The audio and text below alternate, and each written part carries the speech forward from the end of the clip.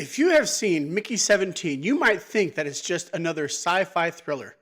Cloning, space travel, and a mysterious corporation pulling the strings. But underneath the action and suspense lies something deeper, a brutal critique of modern capitalism. The film doesn't just tell a futuristic story, it exposes real-world corporate exploitation, showing how companies treat workers as disposable, manipulate loyalty, and disguise harmful practices as necessary or even beneficial. Today we're breaking down 6 major ways Mickey 17 critiques capitalism, with real-world examples that prove this isn't just sci-fi, it's reality. Let's get into it. Also, spoiler alert for those who haven't seen the movie yet. Companies circumventing laws by relocating operations. In Mickey 17, the corporation engages in cloning practices that are banned on Earth. But instead of stopping these unethical operations, they simply move them to space, where no regulations exist to prevent them. Rather than adapting to ethical standards, the company finds a loophole, relocating to a place where oversight doesn't exist, allowing them to continue their exploitation unchecked. This reflects a real-world strategy where corporations shift their most controversial or legally restricted activities to regions with weaker laws, avoiding accountability while maximizing profits.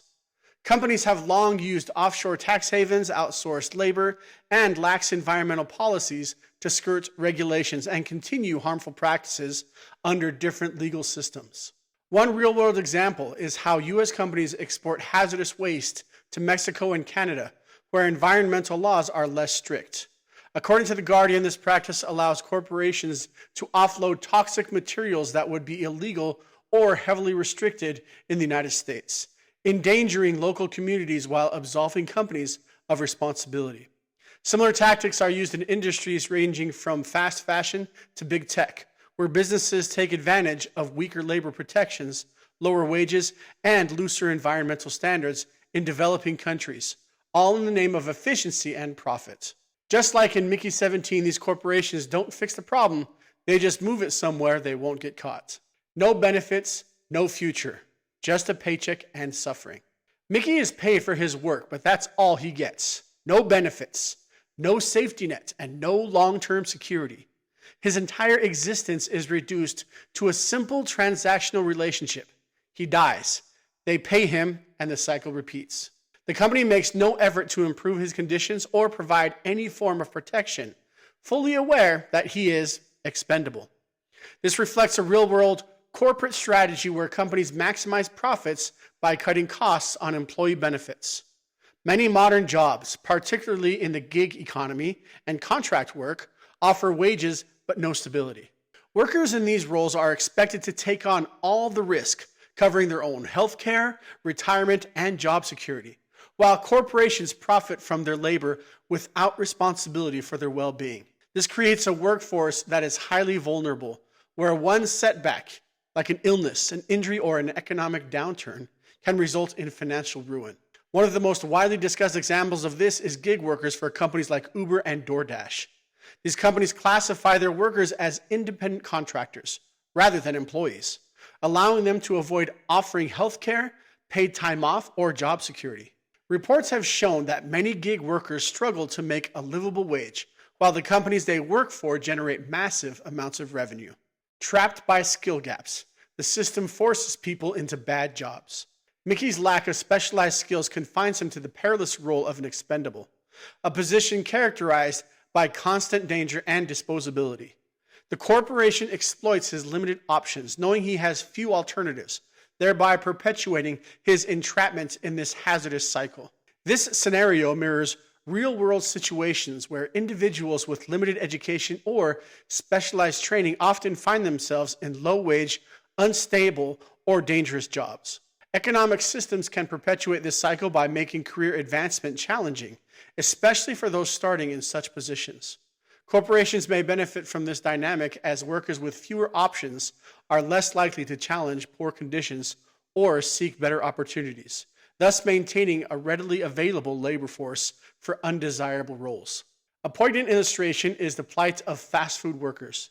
Despite the prevalence of fast food in American culture, many workers in this industry struggle to survive on low wages, For instance, individuals have reported working 2 jobs totaling 80 hours a week to support their families, despite a relentless work ethic. Income often remains insufficient, highlighting the systemic challenges faced by low-wage workers in the fast food industry. Superficial consent, exploiting informed agreements. The corporation seeks Mickey's consent for his perilous role, but fails to ensure he fully comprehends the severe implications of his duties. This superficial approach to obtaining consent allows the company to exploit Mickey's lack of understanding, proceeding as if his agreement is informed and genuine. This scenario reflects real-world practices where organizations secure consent from individuals without ensuring they fully grasp the consequences, like an updated social media user agreement, often through misleading information or complex agreements. Such tactics enable corporations to exploit workers or consumers, prioritizing legal compliance over ethical responsibility. A pertinent instance involves Lyft, which was fined $2.1 million by the Federal Trade Commission for misleading advertisements about driver earnings. The FTC found that Lyft exaggerated potential earnings by suggesting drivers could make up to $33 per hour in Atlanta based on top earners and included tips in these figures, inflating perceived earnings by up to 30%. This misrepresentation led individuals to become drivers under false pretenses, not fully understanding the actual earning potential, proving loyalty through self-destruction. By willingly sacrificing himself, he proves his dedication to the company's mission, reinforcing the idea that unquestioning loyalty is the highest virtue. This mirrors corporate cultures that glorify overwork, self-sacrifice, and blind loyalty. In many workplaces, employees are expected to go above and beyond at the expense of their own health, putting in excessive hours, skipping breaks, and sacrificing personal well-being for the company. Workers who refuse to prove their dedication in this way are often penalized, while those who overwork themselves are rewarded, even if it leads to burnout or serious health consequences. A tragic illustration of this toxic work culture in a specific incident is the death of a Bank of America junior banker, Leo Lucanas III, who allegedly logged several 100-hour weeks before succumbing to a fatal blood clot in his heart. This incident has intensified scrutiny of Wall Street's high-pressure work environment, prompting discussions about the physical and mental health risks associated with excessive work hours, corporate control over the body, and personal choices. The corporation dictates Mickey's diet, not for his well-being, but to maintain him in a condition that suits their operational needs. This control extends beyond mere nutrition, symbolizing a broader infringement on his personal bodily integrity. This scenario reflects how some corporations exert control over employees' personal lives under the guise of promoting health or efficiency. Such practices can lead to a loss of personal autonomy, where employees feel compelled to conform to corporate expectations that intrude into their private lives. A notable instance is CVS Health's 2013 policy requiring employees to disclose personal health information, including weight, body fat percentage, and glucose levels, or face a $600 annual penalty. While presented as a wellness initiative, critics argued that this policy was coercive and invasive, effectively penalizing employees who wish to keep their health data private. These are just a few of the critiques found in Mickey 17. The film also highlights workplace bullying, fear-based obedience, and how corporations protect those in power while disregarding the suffering of workers, among other things. The movie and book are filled with these examples. And the movie shows an unfortunate reality of many people's lives. Mickey 17 isn't just a sci-fi thriller. It's a critique of how capitalism prioritizes profit over people. Through Mickey's journey, the film exposes the harsh realities of corporate exploitation, misleading consent, and forced loyalty. These themes aren't just dystopian fiction.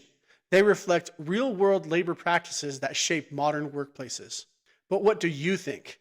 Did Mickey 17 hit the mark with its critique, or do you see it differently? Let's talk about it in the comments. Don't forget to like and subscribe. We'll see you next time.